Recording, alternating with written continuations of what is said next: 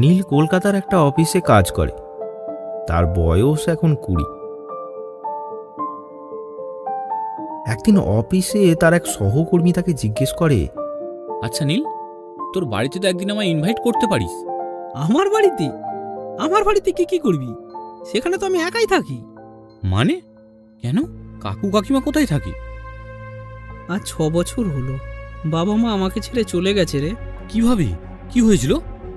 সে অনেক কাহিনী। বল না, কি হয়েছিল? শুনবি বলছিস? আচ্ছা তবে শোন, আজ থেকে প্রায় 6 বছর আগের কথা।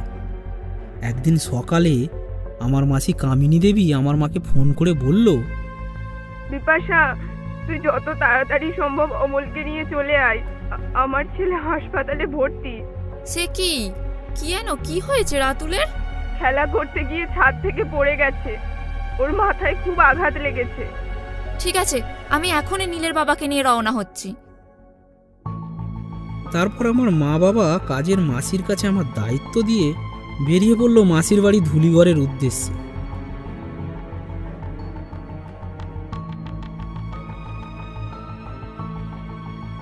তখন আমার বয়স 13 কি 14। তারপর কি হলো নীল?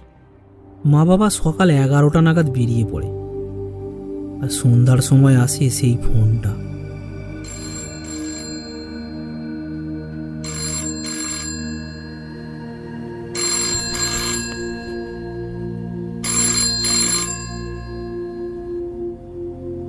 নীল, তোর বাবা মা আর বেঁচে নেই।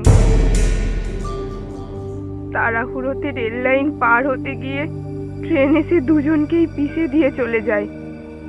আমি চিৎকার করে কেঁদে উঠি, আমাকে আমাকে নিয়ে চলো, আমি মা বাবার কাছে যাব, আমাকে নিয়ে চলো, আমি মা বাবার কাছে যাব। না নীল, তুই আসিস না, এ দৃশ্য আমি পারবো না তোকে দেখাতে। আমি নিজে গিয়ে তোকে নিয়ে আসবো। সেই দিন সারা রাত আমি কাঁদতে থাকি। তার পরদিনই মাসি আমার বাড়িতে আসে। নীল, তোর বাবা মার কাজ তো তোকেই করতে হবে, তাই আমার সাথে তোকে নিয়ে যেতে এসেছি। ট্রেনে পিষে যাওয়ায় বাবা মার দেহটাও দেখতে পারিনি, কিন্তু মাসি তার বাড়ি নিয়ে গিয়ে সাধ্য শান্তির কাজ করিয়েছিল আমায়। তারপর কিছুদিন মাসির বাড়ি থাকার পর আমি আর পারলাম না ওখানে থাকতে, কলকাতায় ফিরে এলাম। এখানে কাজের মাসিই আমায় দেখাশোনা করত। কামিনী মাসি মাসের শেষে কিছু টাকা পাঠিয়ে দিত। তারপর তোর মাসির বাড়ি আর যাসনি? না রে, মাসি কয়েকবার যেতে বলেছিল, কিন্তু মা বাবার শেষ স্মৃতির জায়গায় আমি আর যেতে পারিনি। এখন একাই থাকি কলকাতায়। এই চাকরিটা পাওয়ার পর কাজের মাসিকে ছুটি দিয়ে দিয়েছি, সেইবার কতদিন আমায় দেখাশোনা করবে। আচ্ছা, আর মাসির ছেলেটার কি হলো? এই দুর্ঘটনায় তখন আর কিছু খেয়াল হয়নি, তবে মাসির মুখে পরে শুনেছিলাম বিপদ কেটে গেছে। মন খারাপ করিস না, তুই বরং একবার মাসির বাড়ি থেকে ঘুরে আয়, দেখবি ভালো লাগবে। দেখা যাক।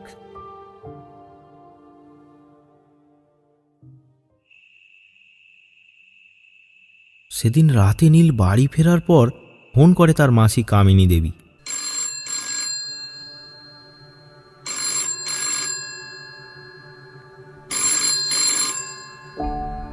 হ্যাঁ মাসি, বলো। নীল, বাবা একবার এসে ঘুরে যা, অনেক বছর হলো আসিস না। হ্যাঁ মাসি, যাবো। তারপর নীল পরদিন সকালে বেরিয়ে পড়ল তার মাসির বাড়ি ধুলিগড়ের উদ্দেশ্যে।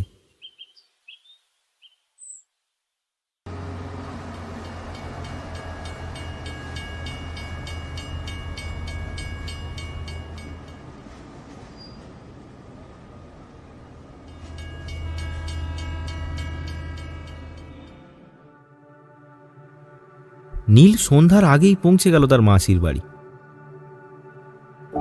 মাসি, কেমন আছো? ভালো আছি রে, তুই ভালো তো? হ্যাঁ মাসি, এই চলছে। মাসি চলে যাওয়ার পর নীল একটু অবাক হলো তার মাসির বেশভূষা দেখে। হঠাৎ রাতুল আসে। নীল দাদা, ভালো আছো? হ্যাঁ রে। চলো নীল দাদা, তোমাকে নিয়ে ছাদে যাই। নীলের মাসির বাড়িটা যেন একটা ভুতুড়ে পোড়ো বাড়ি, চারিদিকে আগাছা। বাড়ির দেয়ালগুলো থেকে পলেস্তারা খসে খসে পড়েছে, একেবারে জরাজীর্ণ অবস্থা। তার উপর চারিদিকে উচ্ছুটে অন্ধকার। নীল ছাদের এক ধারে হাত গুটিয়ে দাঁড়িয়ে রয়েছে। বাঁচাও! নীল পেছন ফিরে দেখে রাতুল ছাদ থেকে প্রায় পড়েই যাচ্ছে। দেয়াল থেকে বেরিয়ে আসা একটা রড ধরে ঝুলছে। বাঁচাও, বাঁচাও, নীলদা, নীলদা, বাঁচাও! নীল তাড়াহুড়ো করে দৌড়ে গিয়ে রাতুলের হাত ধরে ফেলে। তারপর আস্তে আস্তে তাকে টেনে তোলে, আর তারপরই অজ্ঞান হয়ে লুটিয়ে পড়ে রাতুল। তারপর থেকেই ভীষণ জ্বরে কাবু হয়ে পড়ে রাতুল। ঘরের মধ্যে বিছানায় শুয়ে আছে রাতুল। ঘরের এক কোণে ধিক ধিক করে জ্বলছে একটা মোমবাতি। নীল তার মাসিকে বলল, আচ্ছা মাসি, হঠাৎ করে ভাইয়ের কি হলো বলো তো? নীলের কথায় তার মাসি কোনো উত্তর দেয় না। ভাইকে ঘুম পাড়িয়ে চলে যায় অন্য ঘরে। নীলের সব ব্যাপারটা কেমন যেন রহস্যময় লাগছে। মাসির এমন আচরণ, বাড়ি ঘরের অবস্থা, এই সব কিছুই। তখন মাঝরাত। নীলের চোখে কিন্তু ঘুম নেই। তার ভাই অঘরে ঘুমোচ্ছে। তার জ্বর এখন একটু কমেছে। জানালার ধারে দাঁড়িয়ে নীল তাকিয়ে থাকে বাইরের দিকে। ওই তো সেই নিরালা বাড়িটা, মনে হচ্ছে মাথা উঁচু করে দাঁড়িয়ে আছে কোনো পেতাত্তা। তার চোখ পড়ে তার মাসির বাড়ির সামনে অবস্থিত নিরালা বাড়িটির দিকে। সেদিকে তাকাতেই নীলের বুকটা কেমন কেঁপে ওঠে। তার দৃষ্টিকে যেন চুম্বকের মতো আকর্ষণ করছে কেউ। জানালায় দাঁড়িয়ে বাড়িটা দেখছে নীল। এমন সময় নীলের বুকটা কেঁপে উঠল। কিছুতেই সেই বাড়ির থেকে দৃষ্টি ঘোরাতে পারছে না নীল। এমন সময় সে দেখল একটা দাঁড় কাক কা কা করতে করতে তার সামনে ধপ করে এসে পড়ল। এ কি, এই কাকটা? কাকটাকে দেখে তার বুকের রক্ত হিম হয়ে গেল। একটা রক্তাক্ত দাঁড় কাক। দু একবার ঢোক গিলে নিজের ঘামটা মুছে নিল নীল। কি হচ্ছে এসব? কাকটা এই মাঝরাতে কোথা থেকে এলো? হঠাৎ নীল দেখতে পায় ওই নিরালা বাড়ির পেছন দিক থেকে কে একজন বেরিয়ে আসছে। তার সারা শরীর কালো চাদর দিয়ে ঢাকা। কিছুটা সামনে আসতেই সে চিনতে পারল এটা তো কামিনী মাসি। মাসির হাতে ওটা কি? ওটা তো একটা ডায়েরি বলে মনে হচ্ছে। আরে এত রাতেই বা মাসি ওই বাড়ির পিছন থেকে আসছে কেন? ওই বাড়ির আশেপাশে যাওয়াও তো নিষিদ্ধ শুনেছি। ওটা তো একটা অভিশপ্ত বাড়ি। তবে ধীরে ধীরে এগিয়ে এসে কামিনী মাসি বাড়ির ভেতরে চলে এলো।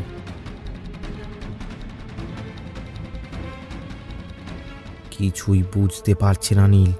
তার মনে অনেক প্রশ্ন উঁকি মারতে থাকে। তাই সে ঠিক করে, না, আমাকে ব্যাপারটা দেখতেই হবে। মাসি এই বাড়ির পেছনে এত রাতে কি করছিল?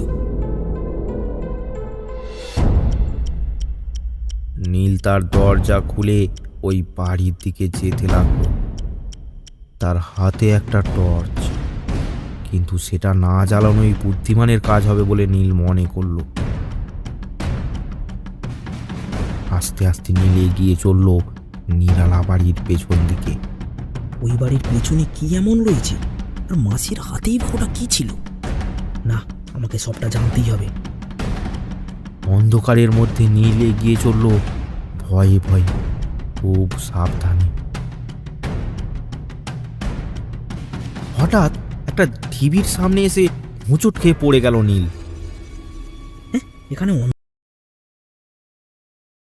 বা শেষ হলে ডাকিনী তার মুখে লেগে থাকা রক্তটা জিভ দিয়ে চেটে আবার কুয়োর ভেতরে চলে গেল। আমি এত বছর ধরে যখন মানুষের রক্ত মাংস সমর্পিত করতে পেরেছি, অপেক্ষা করতে পেরেছি, তখন শেষবারের মতো নিজের ছেলেকেও সমর্পণ করব ডাকিনীর কাছে, তারপরেই আমি হয়ে উঠব নিজের মাসির এমন কর্মকাণ্ড দেখে নীলের শরীরের ভেতর কেমন যেন একটা হতে থাকে। তার মানে মাসি আমার বাবা মাকে? না না না, এ হতে পারে না। কিন্তু কিন্তু আমি আসল সত্য খুঁজবো কি করে? না, এসব আর ভাবতে পারছে না নীল। সে কান্নায় ভেঙে পড়েছে। অন্যদিকে আতঙ্ক তার মনের মধ্যে জমাট বেঁধেছে। কি হচ্ছে এসব? নীল কেমন পাগলের মতো বলতে লাগলো, কিন্তু এত রহস্যের ভিড়ে আমি আসল সত্য খুঁজে পাবো কিভাবে? কিন্তু মাসি যে বলল কাল রাতুলকে। না, আমার ভেঙে পড়লে চলবে না। এই রহস্যের উদ্ঘাটন আমায় করতেই হবে। সব কিছুর বিনাশ করতে হবে, বাঁচাতে হবে রাতুলকে। সেই ডায়েরি, হ্যাঁ ওই ডায়েরি আমার চাই। নীল দৌড়ে গিয়ে ঘরের যেখানে সেই ডায়েরিটা ফেলে এসেছিল সেখানে গেল। ডায়েরিটা হাতে নিয়ে পৃষ্ঠা উল্টাতে লাগলো সে। পৃষ্ঠা উল্টাতে উল্টাতে সে দেখতে পেল একটা ছোট্ট চাকু। এই পৃষ্ঠার ফাঁকে ছোট চাকুটা কিসের? চাকুটা হাতে তুলে নিয়ে আর একটা পৃষ্ঠা উল্টাতেই নীল দেখতে পায় একটা কয়েন। কয়েনটিতে আবার কি যেন লেখা। কি লেখা রয়েছে এতে? স্পষ্ট করে বোঝাও যাচ্ছে না। নীল ওই চাকুটা দিয়ে কয়েনটাকে ঘষতে থাকে। এ তো সব সংস্কৃত অক্ষরে লেখা। টর্চের আলো দিয়ে লেখাটি পড়ার চেষ্টা করলো নীল। সেখানে লেখা রয়েছে, কোনো অমাবস্যার রাতে কেউ যদি ওই ডায়েরিটি পুড়িয়ে সেটা ছায়ের সঙ্গে তার রক্ত মিশ্রিত করে লাল বা কালো কাপড়ে মুড়ে ওই কুয়োর জলে ফেলতে পারে, তবেই বিনাশ ঘটবে সকল অশুভ শক্তির। এই লেখা পড়ে নীল ভাবে, আমাকে এই কাজটি কালই করতে হবে। কালই তো অমাবস্যা, রাতুলকে বাঁচাতেই হবে।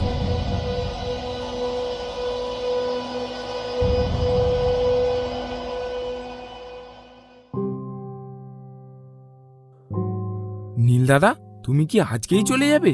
না রে, আর কিছুদিন পর যাব। তোকে নিয়েই যাব।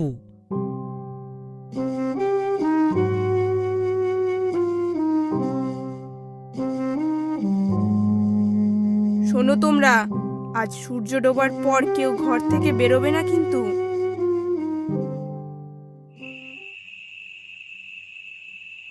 তখন ঘড়ির কাঁটায় 6:10। কামিনী দেবী হন্যে হয়ে খুঁজে বেড়াচ্ছে সেই ডায়েরি।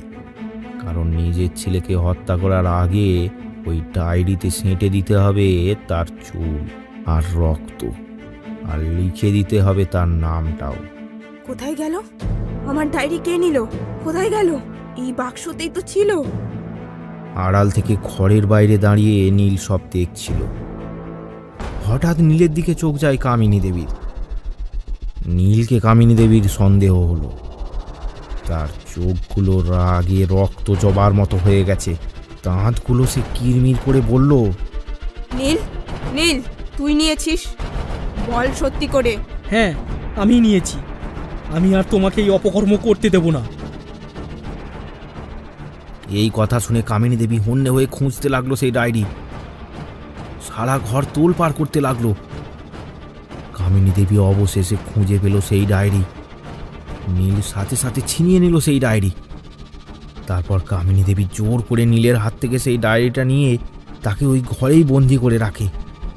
থাক আটকে এই ঘরে, তুই আমার কিছুই করতে পারবি না। দরজা খোলো মাসি, মাসি দরজা খোলো, খোলো মাসি দরজা খোলো।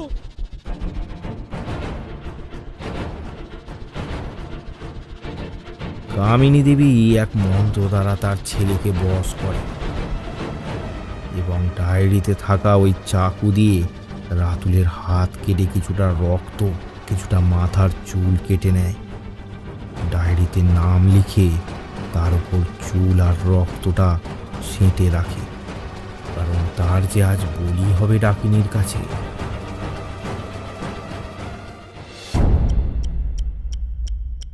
তখন ঘড়ির কাঁটায় 7টা বাজে।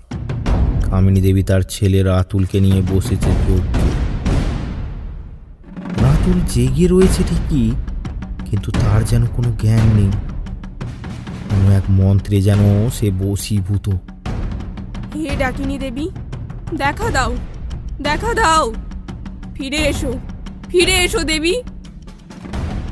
এদিকে ঘরের মধ্যে বন্দি নীল চিৎকার করতে থাকে। মাসি দরজা খোলো, খোলো মাসি দরজা খোলো। হঠাৎ নীল ঘরের মধ্যে থাকা একটা শাবল দেখতে পায়। সেটাকে দিয়ে দরজার ওপর জোরে জোরে আঘাত করতে থাকে নীল। কোথা থেকে এক অদম্য শক্তি পেয়ে বসে নীল। বারবার আঘাত করার পর দরজাটা ভেঙে যায়। ডায়েরি, হ্যাঁ হ্যাঁ, ওই ডায়েরি আমায় খুঁজে বের করতেই হবে। নীল এদিক ওদিক সারা ঘরে খুঁজতে থাকে সেই ডায়েরি, কিন্তু সে কোথাও খুঁজে পায় না। তারপর নীলের হঠাৎ মনে পড়ে, তবে কি ডায়েরিটা মাসি ওই ঢিবির তলায়? এই কথা মাথায় আসতেই নীল টর্চটা নিয়ে চলে যায় সেই ঢিবির সামনে। তারপর হাত দিয়ে মাটি খুঁড়তে থাকে। এই তো সেই ডায়েরি। সত্যিই তাই, ডায়েরিটা খুঁজে পায় নীল। ডায়েরি খুলে নীল দেখতে পেল রাতুলের নাম। তার উপর তার রক্ত আর চুল সব আটকে রয়েছে। ভয়ে তার সারা শরীর কাঁপছে, কিন্তু সাহস সঞ্চয় করে সে ধীরে ধীরে চলল নিরালা বাড়ির পেছন দিকে। সেখানে গিয়ে সে দেখল বিশাল ডাকিনী উঠে এসেছে কুয়ো থেকে। হে ডাকিনী দেবী, আজ নিজের ছেলেকে সমর্পণ করলাম তোমায়। এবার আমি তোর দাস হয়ে থাকবো। তুই যা চাইবি তাই হবে। আমি তুষ্ট। দে, ও রক্ত মাংস খাই, দে। না, এটা করতে দিলে চলবে না। তারপর সেই ডায়েরি আর একটা লাল কাপড় নিয়ে উঠে দাঁড়ালো নীল। ডায়েরি থেকে চাকুটা বের করে নিল। তারপর পকেট থেকে দেশলাইটা বের করে ডায়েরিটাতে আগুন লাগিয়ে দিল। তারপর চিৎকার করে বলল, এই দেখো মাসি, এবার তোমাদের সব অপকর্ম শেষ। কি করলি এটা? আমার এত বছরের সাধনা আমার সব ধ্বংস হয়ে যাবে। না, এ আমি মানতে পারবো না। না। অন্যদিকে ভ্রুক্ষেপ না করে চাকু দিয়ে নীল তার হাতটা কেটে কিছুটা রক্ত সেই ছায়ের ওপর ফেলে দিল। তারপর লাল কাপড়ে সেটাকে বেঁধে নিয়ে কুয়োর দিকে এগোতে থাকে। ডাকিনী ততক্ষণে রাতুলের দিকে হাত বাড়িয়ে তাকে ছুঁতে যাচ্ছে। এমন সময় কামিনী দেবী তার যজ্ঞ থেকে ছাই নিয়ে মন্ত্রপুত করে ছুঁড়ে মারল নীলের দিকে। নীল কুয়োর কাছাকাছি এসেও সেই ছায়ের ঘায়ে মাটিতে পড়ে গেল। ডাকিনী এবার রাতুলের দিকে হাত বাড়াতে লাগলো। তোর রক্ত আমি পান করব। আয় আয়। এমন সময় নীল প্রাণপণ চেষ্টা করতে লাগলো সেই পুঁটলিটা কুয়োর মধ্যে ফেলার জন্য। অনেক কষ্ট করে অবশেষে নীল ধরতে পারলো সেই পুঁটলিটাকে। তারপরে ধীরে ধীরে কুয়োর মধ্যে সেটাকে নিক্ষেপ করলো। সাথে সাথেই দাউ দাউ করে চলে উঠল ডাকিনী। আমাকে বাঁচা। তার সে কি ভয়ানক চিৎকার! সেই চিৎকারে কেঁপে উঠল চারিদিক। ডাকিনী কামিনী দেবীর নাম ধরে হুঙ্কার করলো। সাথে সাথেই কামিনী দেবীর কপাল থেকে একটা কালো ধোঁয়া বেরিয়ে উঠে গেল আকাশের দিকে। ডাকিনী হুঙ্কার করে প্রবল ক্রোধে কামিনীর নাম বলে চেঁচিয়ে উঠল। ওই প্রবল হুঙ্কারে ধীরে ধীরে কামিনী দেবীও এগিয়ে চলল ডাকিনীর দিকে। দুজনেই একসাথে চলতে চলতে ওর মধ্যে নিশ্চিহ্ন হয়ে গেল। রাতুল অজ্ঞান অবস্থায় মাটিতে পড়ে রয়েছে। এক মুহূর্তের জন্য যেন সব কিছু নিস্তব্ধ হয়ে গেল। নীল কোনো রকমে উঠে দাঁড়ালো। রাতুলকে কোলে নিয়ে ঘরে ফিরে গেল। চোখে মুখে জল দিয়ে তার জ্ঞান ফেরালো। নীলদাদা, কি হয়েছিল আমার? মা কোথায়? তোর মা অনেক দূরে চলে গেছে রে। তোকে আমার সাথে কলকাতায় নিয়ে যেতে বলেছে। না, আমি মাকে ছেড়ে যাব না। না, আমি যাব না। না, কিছু হবে না। না, যাব না, আমি যাব না। আমি মাকে ছেড়ে যাব না।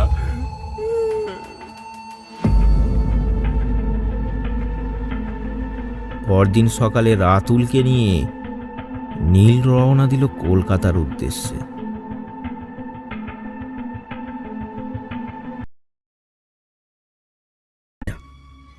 নীল তার টর্চ লাইটটা ঢিবির দিকে মারল এবং সে দেখতে পেল একটা লাল কাপড় ঢিবির ভেতর থেকে যেন অর্ধেকটা বাইরে বেরিয়ে রয়েছে। এখানে লাল কাপড়? কিছু বুঝতে পারছি না তো। ভয়ে নীলের বুকটা শুকিয়ে আসলো। চারিদিকের নির্জনতা ও অন্ধকারাচ্ছন্ন পরিবেশ যেন গিলে খেতে আসছে নীলকে। এ কি হচ্ছে আমার সাথে? তারপর ধীরে ধীরে নীল নিচু হয়ে ওই লাল কাপড়টা ভয়ে ভয়ে ধরে টান দেয়। কাপড়টা মনে হচ্ছে শক্তভাবে কিছুকে পেঁচিয়ে ধরেছে। নীল কাপড়টাকে ধরে এবার জোরে টান দেয়, কিন্তু না, কাপড়টা এক চুলো বাইরে এলো না। কাপড়টা কিসে আটকে গেছে? না, কি আছে এর ভেতরে আমায় দেখতেই হবে। তারপর নীল তার হাতের টর্চটি পাশের মাটিতে রেখে দুহাত দিয়ে খুঁড়তে থাকে ঢিবি। খুঁড়তে খুঁড়তে চমকে ওঠে নীল। এসব কি? এখানে এগুলো আসলো কিভাবে? ঢিবির ভেতরে নীল দেখতে পায় কিছু পশুর হাড়গোড়, কিছু মানুষের মাথার খুলি আর কঙ্কাল। ওই কঙ্কালগুলির মধ্যেই পেঁচানো রয়েছে কিছু কালো কাপড় আর একটা লাল কাপড়, যেটা ঢিবির বাইরে অর্ধেকটা বেরিয়েছিল। এসব ভয়ানক দৃশ্য দেখে নীল একেবারে হতভম্ব হয়ে যায়। নীলের সারা গা হাত পা যেন ঠান্ডা বরফের মতো হয়ে যায়। হঠাৎ নীলের মনে হলো নীলের কাঁধে এসে কে হাত রাখলো। নীল প্রচণ্ড আতঙ্কে থরথর করে কাঁপতে কাঁপতে এক ঝটকায় পেছনে ফিরে চিৎকার করে বলে উঠল, কে? কিন্তু এ কি? কেউ তো নেই, কেবল সেই কাকটি রক্তাক্ত অবস্থায় নীলের ঠিক পেছনেই পড়ে রয়েছে। নীল তাড়াহুড়ো করে পাগলের মতো কোনো রকমে সেই কঙ্কাল আর হাড়গুলোকে মাটি চাপা দিয়ে দেয়। না, আর এখানে এক মুহূর্ত না। পাশে থাকা টর্চটা হাতে নিয়ে হুড়মুড় করে দৌড়ে ঘরের ভেতরে এসে একটা চেয়ারে ধপ করে বসে পড়ল। ঘরের কোণে সেই মোমবাতিটা তখনও ঠিক ঠিক করে জ্বলছে, আর খাটের উপরে অঘরে ঘুমোচ্ছে রাতুল। কিছুক্ষণ চেয়ারে হতভম্বের মতো বসে থাকার পর নীল বিছানায় গিয়ে শুয়ে পড়ল। তারপর ভাবতে লাগলো, কিছুই তো বুঝতে পারছি না। হ্যাঁ, সেই ডায়েরিটা, কি আছে ওই ডায়েরিটার মধ্যে? ডায়েরিটা আমায় খুঁজে বার করতেই হবে। আমায় জানতেই হবে এই সব কিছুর মধ্যে কি রহস্য লুকিয়ে আছে।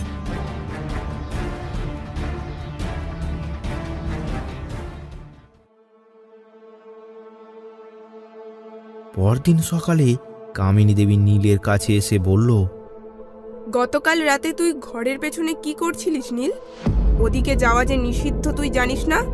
আর কখনো যেন আমি না দেখি। কিন্তু মাসি, তুমি কিভাবে আমাকে? আমি সব দেখতে পারি। কামিনী দেবী চলে গেলেন। নীলের মনে এক প্রশ্নের সঞ্চার হলো। আচ্ছা, মাসি তো ঘুমাচ্ছিল, তাহলে জানলো কিভাবে? হ্যাঁ, আমার এই প্রশ্নের উত্তর একমাত্র এই ডায়েরিটাই দিতে পারে। আমাকে ওটাই খুঁজে বের করতে হবে। এখন মাসি ঘরে নেই, আমাকে যে করেই হোক ডায়েরিটা খুঁজে বের করতেই হবে।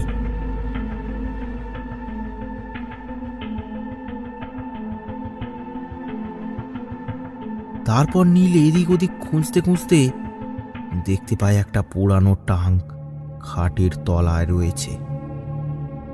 সেই টাঙ্কটির গায়ে ধুলো পড়ে গেছে এবং মরচে ধরে তা বিকট দেখতে লাগছে। নীল খুব ধীরে ধীরে টাঙ্কটিকে খোলে।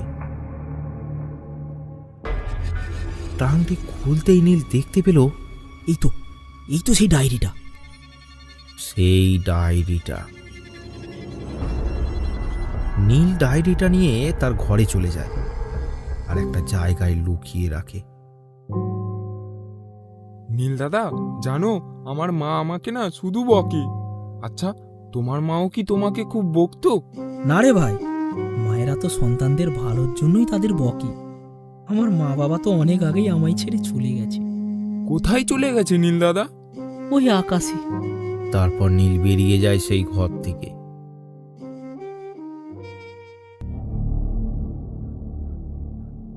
সেদিন রাত্রিবেলা রাতুল তখন ঘুমোচ্ছে। ডায়েরিটা বের করলো নীল। একটা কালো কাপড়ে মরা মোটা ডায়েরি। কাপড় থেকে বের করে নীল দেখলো তার ওপরে একটা চক্র। এই চক্রটিকে ঘোরালেই মনে হয় ডায়েরিটা খুলে যাবে। নীল ডায়েরির ওপরে থাকা চক্রটিকে আলগা করে ঘোরাতেই ডায়েরিটা খুলে যায়।